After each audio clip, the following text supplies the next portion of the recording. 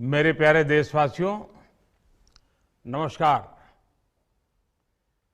आज देव दीपावली का पावन पर्व है।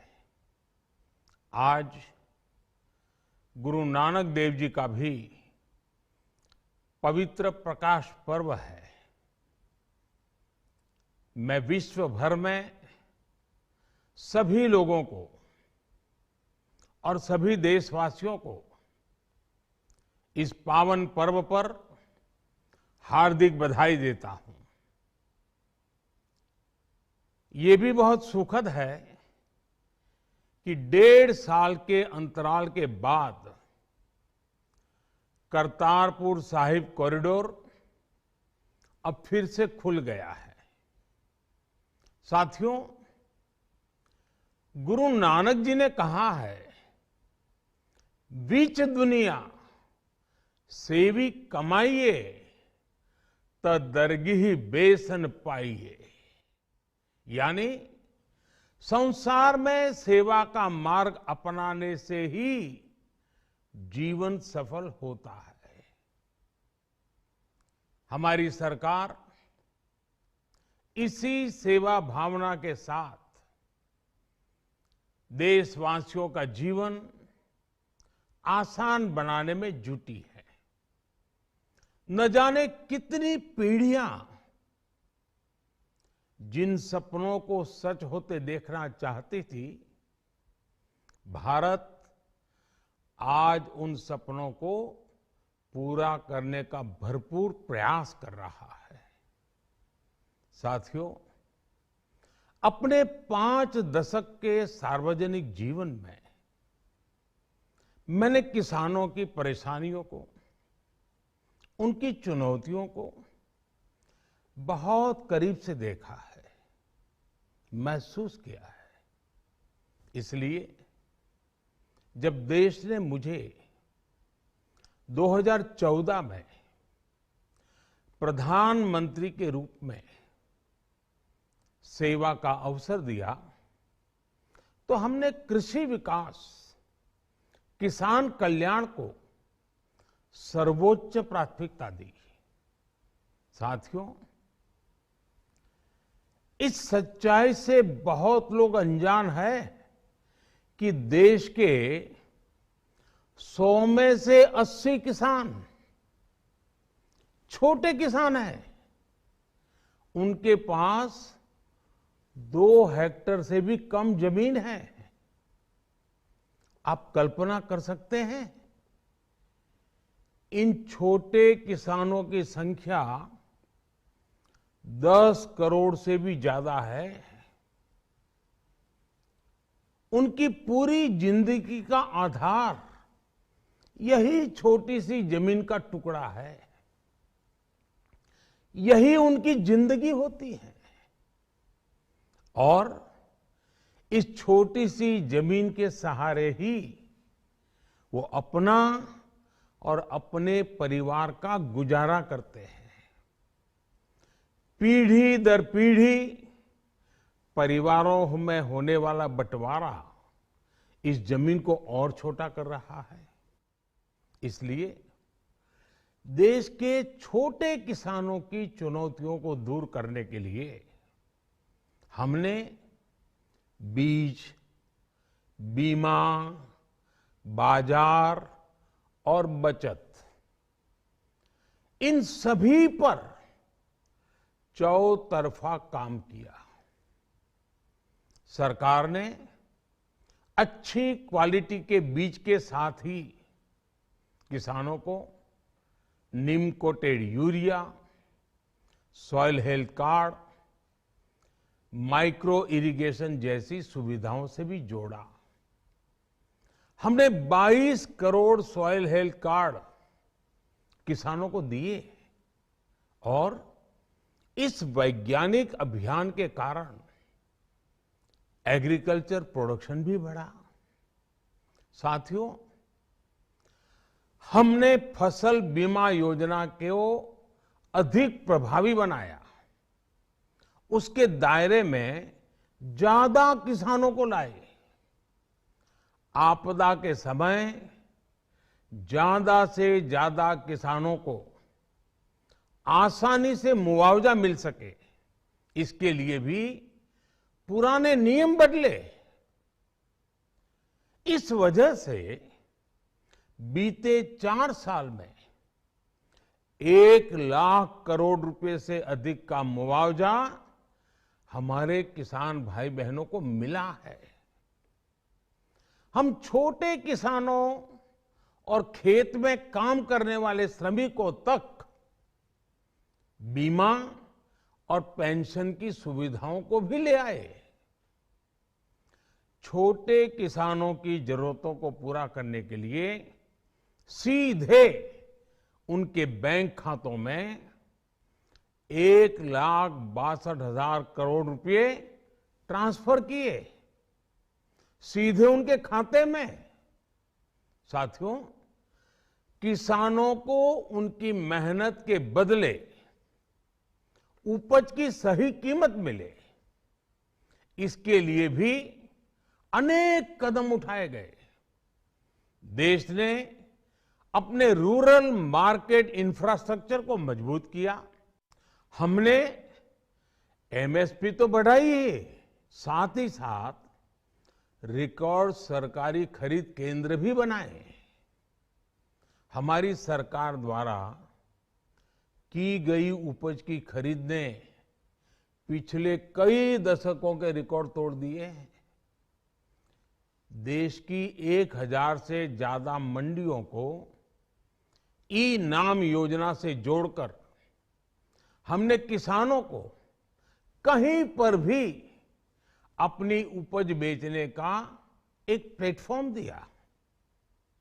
और इसके साथ ही देश भर की कृषि मंडियों के आधुनिकीकरण पर भी हमने करोड़ों रुपए खर्च किए। साथियों, आज केंद्र सरकार का कृषि बजट पहले के मुकाबले 5 गुना बढ़ गया है। हर वर्ष 1.25 लाख करोड़ रुपए से अधिक कृषि पर खर्च किए जा रहे हैं। 1 लाख करोड़ रुपए के एग्रीकल्चर इंफ्रास्ट्रक्चर फंड के माध्यम से गांव और खेत के नजदीक भंडारण, इसकी व्यवस्था, कृषि उपकरण जैसी अनेक सुविधाओं का विस्तार, ये सारी बातें तेजी से हो रही है। छोटे किसानों की ताकत बढ़ाने के लिए 10,000 एफपीओ किसान उत्पादक संगठन बनाने का अभियान भी जारी है। इस पर भी करीब 7,000 करोड़ रुपए खर्च किए जा रहे हैं। माइक्रो इरिगेशन फंड के आवंटन को भी 2 गुना करके 10,000 करोड़ रुपए कर दिया गया है। हमने क्रॉप लोन भी 2 गुना कर दिया, तो इस वर्ष 16 लाख करोड़ रुपए हो जाएगा। अब पशुपालकों को मछली पालन से जुड़े हमारे किसानों को भी किसान क्रेडिट कार्ड का लाभ मिलना शुरू हो गया है।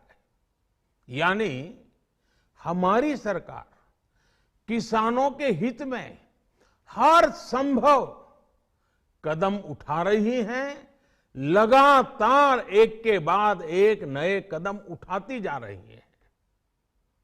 किसानों की आर्थिक स्थिति सुधरे, उनकी सामाजिक स्थिति मजबूत हो, इसके लिए पूरी ईमानदारी से काम कर रही है। साथियों, किसानों की स्थिति को सुधारने की इसी महाअभियान में देश में 3 कृषि कानून लाए गए थे। मकसद ये था कि देश के किसानों को, खासकर छोटे किसानों को और ताकत मिले, उन्हें अपनी उपज की सही कीमत और उपज बेचने के लिए ज्यादा से ज्यादा विकल्प मिले। बरसों से ये मांग देश के किसान, देश के कृषि विशेषज्ञ, देश के कृषि अर्थशास्त्री, देश के किसान संगठन लगातार कर रहे थे। पहले भी कई सरकारों ने इस पर मंथन भी किया था। इस बार भी संसद में चर्चा हुई, मंथन हुआ और ये कानून लाए गए। देश के कोने कोने में कोटि कोटि किसानों ने, अनेक किसान संगठनों ने इसका स्वागत किया, समर्थन किया। मैं आज उन सभी का बहुत बहुत आभारी हूं, धन्यवाद करना चाहता हूं। साथियों, हमारी सरकार किसानों के कल्याण के लिए, खासकर छोटे किसानों के कल्याण के लिए, देश के कृषि जगत के हित में, देश के हित में, गांव गरीब के उज्जवल भविष्य के लिए पूरी सत्यनिष्ठा से, किसानों के प्रति पूर्ण समर्पण भाव से, नेक नियत से ये कानून लेकर आई थी। लेकिन इतनी पवित्र बात, पूर्ण रूप से शुद्ध किसानों के हित की बात, हम अपने प्रयासों के बावजूद कुछ किसानों को समझा नहीं पाए। भले ही किसानों का एक वर्ग ही विरोध कर रहा था, लेकिन फिर भी ये हमारे लिए महत्वपूर्ण था। कृषि अर्थशास्त्रियों ने, वैज्ञानिकों ने, प्रगतिशील किसानों ने भी उन्हें कृषि कानूनों के महत्व को समझाने का भरपूर प्रयास भी किया। हम पूरी विनम्रता से, खुले मन से उन्हें समझाते रहे। अनेक माध्यमों से व्यक्तिगत और सामूहिक बातचीत भी लगातार होती रही। हमने किसानों की बातों को, उनके तर्क को समझने में भी कोई कोर कसर बाकी नहीं छोड़ी। कानून के जिन प्रावधानों पर उन्हें ऐतराज था, सरकार उन्हें बदलने के लिए भी तैयार हो गई। 2 साल तक हमने इन कानूनों को सस्पेंड करने का भी प्रस्ताव दिया। इसी दौरान ये विषय माननीय सर्वोच्च न्यायालय के पास भी चला गया। ये सारी बातें देश के सामने है, इसलिए मैं इनके अधिक विस्तार में नहीं जाऊंगा। साथियों, मैं आज देशवासियों से क्षमा मांगते हुए सच्चे मन से और पवित्र हृदय से कहना चाहता हूं कि शायद हमारी तपस्या में ही कोई कमी रही होगी, जिसके कारण दिए के प्रकाश जैसा सत्य कुछ किसान भाइयों को हम समझा नहीं पाए। आज गुरु नानक देव जी का पवित्र प्रकाश पर्व है। ये समय किसी को भी दोष देने का नहीं है। आज मैं आपको, पूरे देश को ये बताने आया हूं कि हमने 3 कृषि कानूनों को वापस लेने का, रिपील करने का निर्णय लिया है। इस महीने के अंत में शुरू होने जा रहे संसद सत्र में, इसी महीने में, हम 3 कृषि कानूनों को रिपील करने की संवैधानिक प्रक्रिया को पूरा कर देंगे। साथियों, मैं आज अपने सभी आंदोलनरत किसान साथियों से आग्रह कर रहा हूं, आज गुरु पर्व का पवित्र दिन है। अब आप अपने अपने घर लौटे, अपने खेत में लौटे, अपने परिवार के बीच लौटे। आइए एक नई शुरुआत करते हैं, नए सिरे से आगे बढ़ते हैं। साथियों, आज ही सरकार ने कृषि क्षेत्र से जुड़ा एक और अहम फैसला लिया है। जीरो बजट खेती यानी प्राकृतिक खेती को बढ़ावा देने के लिए देश की बदलती आवश्यकताओं को ध्यान में रखकर क्रॉप पैटर्न को वैज्ञानिक तरीके से बदलने के लिए एमएसपी को और अधिक प्रभावी और पारदर्शी बनाने के लिए ऐसे सभी विषयों पर भविष्य को ध्यान में रखते हुए निर्णय लेने के लिए एक कमेटी का गठन किया जाएगा। इस कमेटी में केंद्र सरकार, राज्य सरकारों के प्रतिनिधि होंगे, किसान होंगे, कृषि वैज्ञानिक होंगे, कृषि अर्थशास्त्री होंगे। साथियों, हमारी सरकार किसानों के हित में काम करती रही है और आगे भी करती रहेगी। मैं गुरु गोविंद सिंह जी की भावना में अपनी बात समाप्त करूंगा। देहि शिवावर मोहे इहे, शुभ कर्मन ते कबहू न टरो। हे देवी, मुझे ये वर दीजिए कि मैं शुभ कर्म करने से कभी पीछे ना हटूं। जो किया किसानों के लिए किया, जो कर रहा हूं देश के लिए कर रहा हूं। आप सभी के आशीर्वाद से मैंने मेहनत में पहले भी कोई कमी नहीं की थी। आज मैं आपको विश्वास दिलाता हूं कि अब और ज्यादा मेहनत करूंगा ताकि आपके सपने साकार हो सके, देश के सपने साकार हो सके।